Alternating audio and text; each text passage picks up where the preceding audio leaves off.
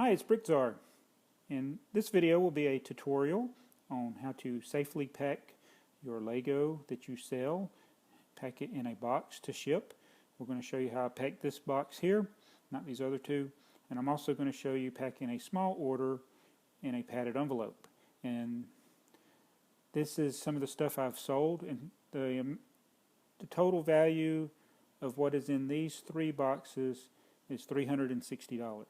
So sometimes people wonder how I afford the Lego. This is how I afford it. I sell it on my Bricklink store or eBay. This box here is some comic books I sold on eBay. And this is a Lego, it's a Bricklink order, and this is a Bricklink order. So the total value of these is over $360. And the shout out for this video will go to the Motor Junkie, who asked me about how I pack and ship and clean my Lego. I will not cover the cleaning of the Lego in this video, but we'll just cover the shipping. So shout out to the Motor Junkie. There will be a link to his channel in the description. Here's one of my typical small orders. It's just some of these chrome modified tiles, the grills, and 5 other parts. Just a small, like a $6 order. I knew right away it's going to be only a couple ounces to ship. So normally on an order like this, where the parts are just like that, I just get one of my envelopes. Now I have some padded envelopes up here on the shelf. I got different sizes, and for a small order, I'll just get one of these small ones like this. And I recommend, if you're going to be selling a lot, not to buy these at Walmart or Office Depot or any place like that. Buy them online if you're going to be selling regularly, because you can buy them in like multiples of 100, 500. I usually buy them in lots of 500. Actually, I only recently had to buy them because I had a friend that worked for a packaging company that had a display they were trying to get rid of, and I got well over 500 envelopes of all sizes for free. And I finally got to where I only had a few left, and I bought these, but they'll last me a long time. I got about 2,000 envelopes. I got these, and I'll show you the others. And these are the bigger ones. Don't use these as much. And then I got more in this box here. So, and it's just it's a big box. This is a big box too. So just got a ton of envelopes. So basically on a small order like this, where the pieces are the type that aren't going to get damaged, I just stick them in the envelope, and that's all you do. Now if you had some delicate pieces that could break easily, or minifigures, it's good to wrap them with some additional padding. So these pieces for this small order, they fit very nicely in this envelope, the small padded envelope, and it'll be ready to ship. Now I have a box over here where I keep all my recycled padding. I got newspapers that I use for some things to pad. I don't use the newspapers as much for Lego. I use it more for comic books when I ship them. I save bubble wrap and also the peanuts, the foam peanuts, the styrofoam. And I've managed to go this long without ever having to buy packing materials. I've used recycled packing materials for 13 years. I've never bought packing materials. And it's because if I get a package, I save the packing materials. If I'm at work and they're about to throw stuff out, I get it, things like that.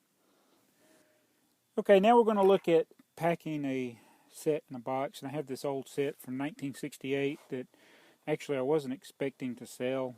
I wanted to review it before I sold it, and I had the price marked up accordingly, but somebody bid on it or purchased it, so I wanted to get there in the best condition possible. So what I do is I find a box that is wider than the set. So I got this box here. It's longer and it's wider, but it's way too tall.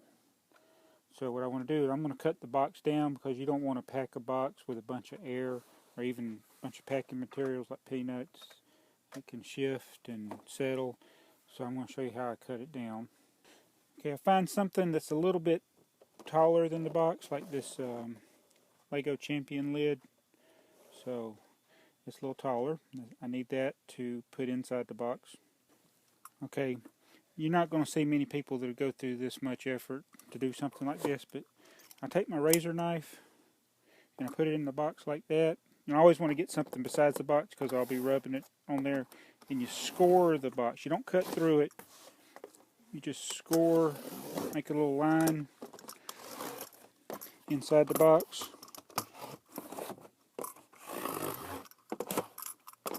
I don't want to cut all the way through it, just because what I'm going to do is I'm going to be folding it down on that line. Okay, show my corners over here.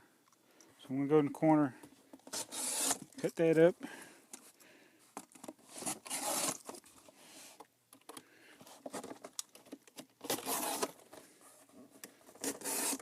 Okay, and I take this and I fold it down.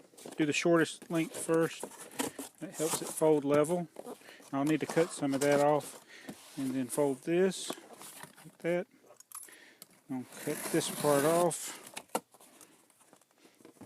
And I'll fold this down. I'll cut this part off.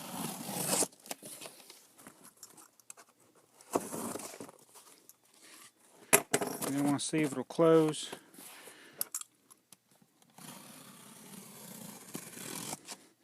You never want to do this with your setting there, because if you go too far with your knife, you'll cut it. But I think I'll just leave it like that. So now I got a box that's big enough, but not too big, to ship the Lego set.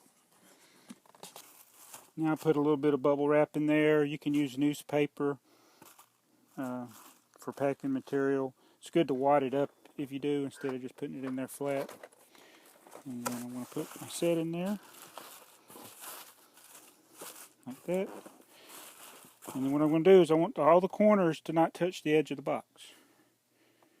See, when Lego ships stuff, they don't worry about that. They'll just put everything in to one side, and then they'll put their air bubbles in. Sometimes they'll put too many air bubbles on the top and it'll smash the box. But as long as your corners are spaced, you'll be okay. And so I'll get the packing materials and I'll put it around there. So I've packed it, got everything, all the corners are protected. So now I can close it up and seal it. So I got this box ready to go. Got it sealed. Now all I need to do is measure it and weigh it. I put some extra tape on the back.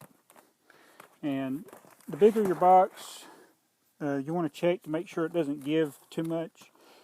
Especially if you got heavy items in there. If there's a lot of give, the box is just going to get crushed. I'll show you what it'll look like. And here's a box I received today in the mail, actually. And you see how it's crushed. It just has a lot of give. It's just a lot of air. You don't want to have air in the box. So if he'd done what I did, cutting the box down, but you got to have a razor knife. People that don't ship much aren't going to do that. But that's what happens if you ship a box without enough packing material. So I've shown you how I ship a boxed item and also the padded envelope. So that's just a couple of simple things to do in the various ways that you can ship. Most parts are shipped in the padded envelopes. Most boxed sets are shipped in a box if you want them to get there safely. I have had people mail me stuff that was a box set and they put it in a padded envelope. It's not going to make it. It's not going to make it if you put a small set in a padded envelope. You can put a poly bag in a padded envelope, it'll be fine, but if you put a box set in a padded envelope, it's going to get crushed. Anyway, that's my tutorial on how to cut down a box and how I ship my Lego from my Bricklink store. Thanks for watching, BrickTsar.